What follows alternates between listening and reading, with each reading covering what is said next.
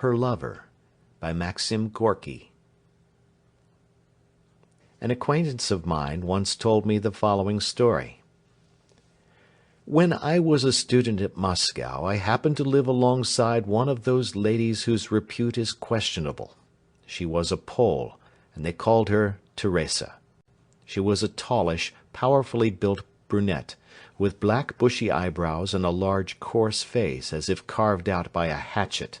The bestial gleam of her dark eyes, her thick bass voice, her cabman-like gait, and her immense muscular vigour, worthy of a fishwife, inspired me with horror. I lived on the top flight, and her garret was opposite to mine.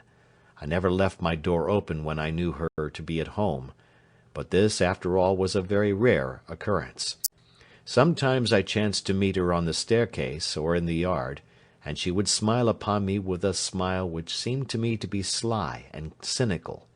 Occasionally I saw her drunk, with bleary eyes, tousled hair, and a particularly hideous grin. On such occasions she would speak to me. "How do you do, Mr. Student?" And her stupid laugh would still further intensify my loathing of her. I should have liked to have changed my quarters in order to have avoided such encounters and greetings, but my little chamber was a nice one, and there was such a wide view from the window, and it was always so quiet in the street below. So I endured. And one morning I was sprawling on my couch, trying to find some sort of excuse for not attending my class, when the door opened, and the bass voice of Teresa the Loathsome resounded from my threshold. "Good health to you, Mr. Student." "What do you want?" I said. I saw that her face was confused and supplicatory. It was a very unusual sort of face for her. "Sir, I want to beg a favour of you. Will you grant it me?" I lay there silent, and thought to myself, "Gracious, courage, my boy." "I want to send a letter home, that's what it is," she said. Her voice was beseeching, soft, timid. "Deuce take you," I thought, but up I jumped, sat down at my table, took a sheet of paper, and said, "Come here, sit down and dictate." She came, sat down very gingerly on a chair, and looked at me with a guilty look. "Well, to whom do you want to write?" "To Boleslav Kashput, at the town of Svietpitsiana on the Warsaw Road." "Well, fire away." "My dear Boles, my darling, my faithful lover, may the Mother of God protect thee. Thou heart of gold, why hast thou not written for such a long time to thy sorrowing little dove, Teresa?" I very nearly burst out laughing. A sorrowing little dove, more than 5 feet high, with fists a stone and more in weight, and as black a face as if the little dove had lived all its life in a chimney, and had never once washed itself. Restraining myself somehow, I asked, "Who is this Bolest?" "Boles, Mr. Student," she said, as if offended with me for blundering over the name. "He is Boles, my young man." "Young man?" "Why are you so surprised, sir? Cannot I, a girl, have a young man?" She, a girl? Well. "Oh, why not?" I said. "All things are possible. And has he been your young man long?" 6 years. "Oh-ho!" I thought. "Well, let us write your letter." And I tell you plainly that I would willingly have changed places with this Boles if his fair correspondent had been not Teresa, but something less than she. "I thank you most heartily, sir, for your kind services," said Teresa to me with a curtsy. "Perhaps I can show you some service, eh?" "No, I most humbly thank you all the same." "Perhaps, sir, your shirts or your trousers may want a little mending?" I felt that this mastodon in petticoats had made me grow quite red with shame, and I told her pretty sharply that I had no need whatever of her services. She departed. A week or two passed away. It was evening. I was sitting at my window whistling and thinking of some expedient for enabling me to get away from myself. I was bored. The weather was dirty. I didn't want to go out, and out of sheer ennui I began a course of self-analysis and reflection. This also was dull enough work, but I didn't care about doing anything else. Then the door opened. Heaven be praised! Someone came in.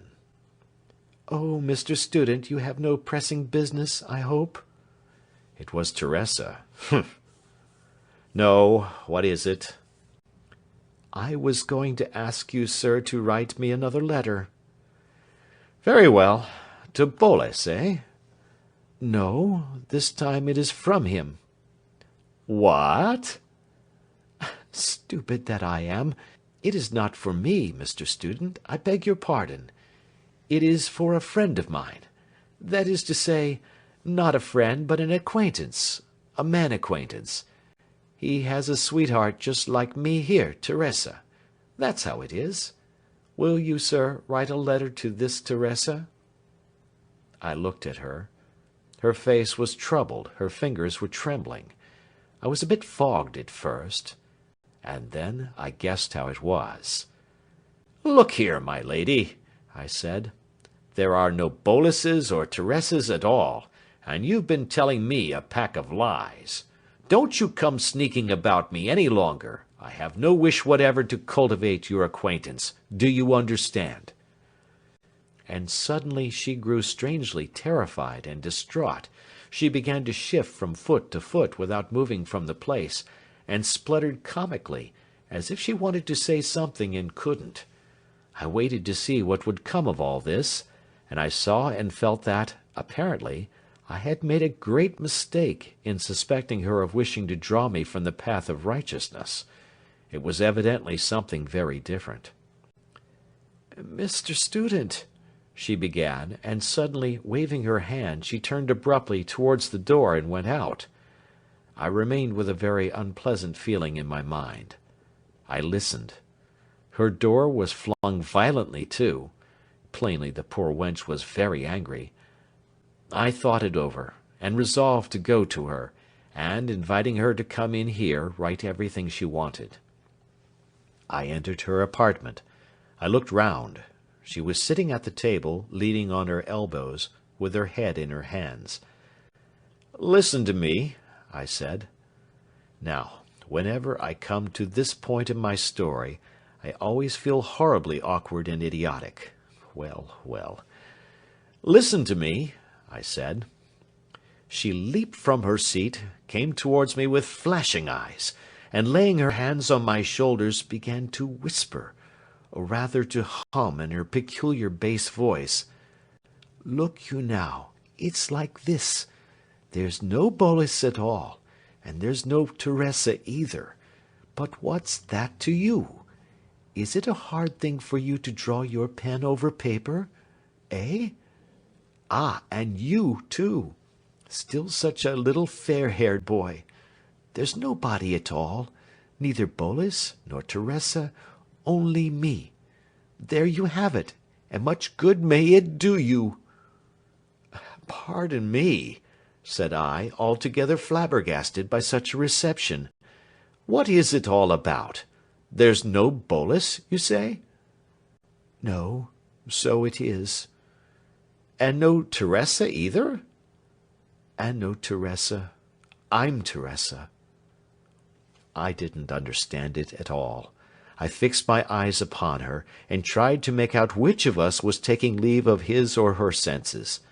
But she went again to the table, searched about for something, came back to me, and said in an offended tone, "If it was so hard for you to write to Boles, look, there's your letter, take it. Others will write for me." I looked. In her hand was my letter to Boles. Phew! "Listen, Teresa, what is the meaning of all this? Why must you get others to write for you when I have already written it, and you haven't sent it?" "Sent it where?" "Why, to this Boles." "There's no such person." I absolutely did not understand it. There was nothing for me but to spit and go. Then she explained. "What is it?" she said, still offended. "There's no such person, I tell you." And she extended her arms as if she herself did not understand why there should be no such person. "But I wanted him to be. Am I then not a human creature like the rest of them? Yes, yes, I know, of course. Yet no harm was done to any one by my writing to him that I can see." "Pardon me? To whom?" "To Boles, of course." "But he doesn't exist?" "Alas, alas! But what if he doesn't? He doesn't exist, but he might. I write to him, and it looks as if he did exist. And Teresa, that's me, and he replies to me, and then I write to him again." I understood at last, and I felt so sick, so miserable, so ashamed somehow. Alongside of me, not 3 yards away, lived a human creature who had nobody in the world to treat her kindly, affectionately, and this human being had invented a friend for herself. "Look now, you wrote me a letter to Boles, and I gave it to someone else to read it to me. And when they read it to me, I listened and fancied that Boles was there. And I asked you to write me a letter from Boles to Teresa, that is, to me. When they write such a letter for me, and read it to me, I feel quite sure that Boles is there, and life grows easier for me in consequence." "Deuce take you for a blockhead," said I to myself when I heard this. And from thenceforth, regularly, twice a week, I wrote a letter to Boles, and an answer from Boles to Teresa. I wrote those answers well. She, of course, listened to them, and wept like anything, roared, I should say, with her bass voice. And in return for my thus moving her to tears by real letters from the imaginary Boles, she began to mend the holes I had in my socks, shirts, and other articles of clothing. Subsequently, about 3 months after this history began, they put her in prison for something or other. No doubt by this time she is dead. My acquaintance shook the ash from his cigarette, looked pensively up at the sky, and thus concluded. "Well, well, the more a human creature has tasted of bitter things, the more it hungers after the sweet things of life. And we, wrapped round in the rags of our virtues, and regarding others through the mist of our self-sufficiency, and persuaded of our universal impeccability, do not understand this.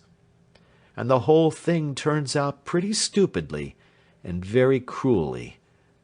The fallen classes, we say.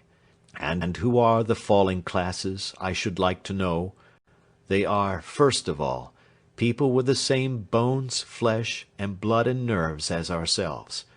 We have been told this day after day for ages. And we actually listen, and the devil only knows how hideous the whole thing is. Or are we completely depraved by the loud sermonizing of humanism? In reality, we also are fallen folks, and, so far as I can see, very deeply fallen into the abyss of self-sufficiency and the conviction of our own superiority. But enough of this. It is all as old as the hills, so old that it is a shame to speak of it. Very old indeed. Yes, that's what it is. End of Her Lover by Maxim Gorky.